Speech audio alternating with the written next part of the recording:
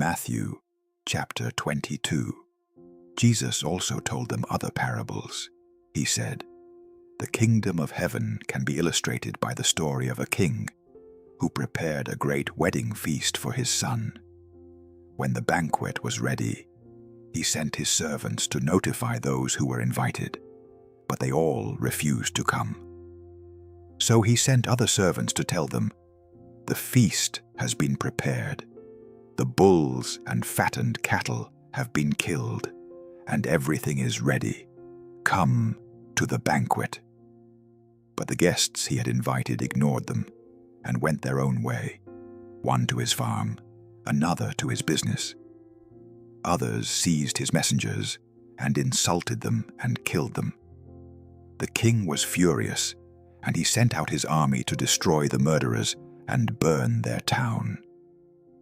And he said to his servants, 'The wedding feast is ready, and the guests I invited aren't worthy of the honor. Now go out to the street corners and invite everyone you see.'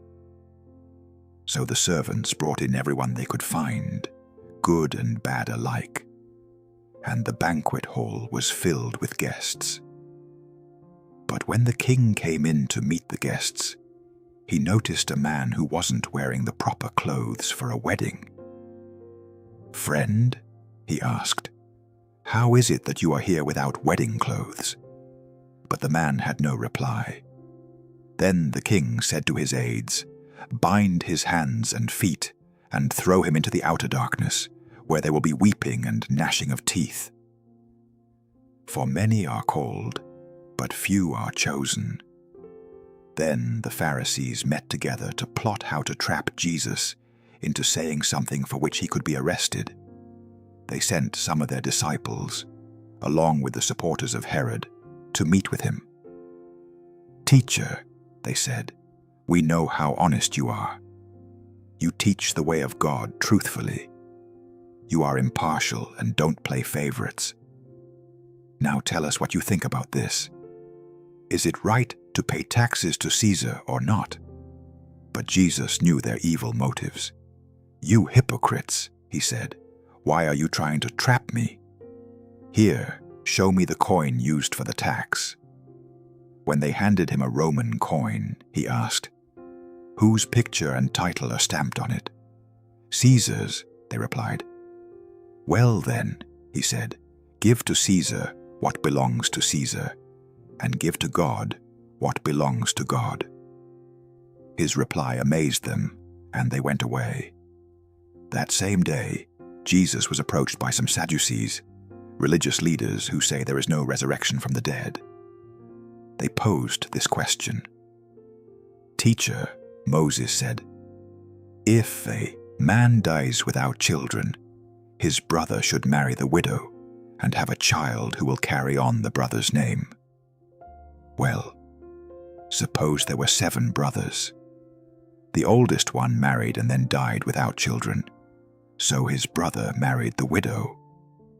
But the second brother also died, and the third brother married her. This continued with all 7 of them.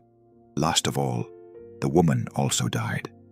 So tell us, whose wife will she be in the resurrection? For all 7 were married to her.' Jesus replied, 'Your mistake is that you don't know the scriptures, and you don't know the power of God.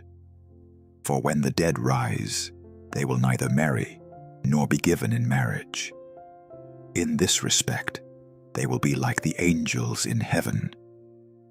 But now, as to whether there will be a resurrection of the dead, haven't you ever read about this in the scriptures?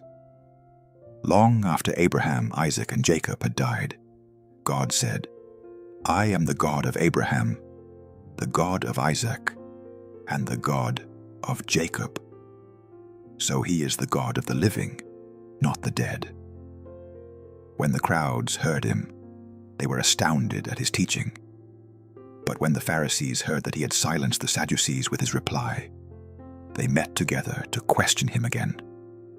One of them, an expert in religious law, tried to trap him with this question. "Teacher, which is the most important commandment in the law of Moses?"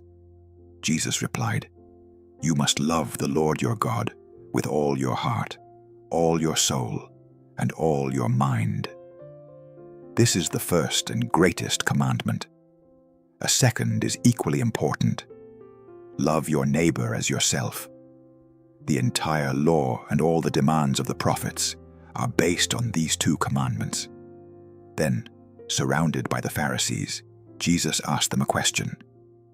What do you think about the Messiah? Whose son is he? They replied, He is the son of David.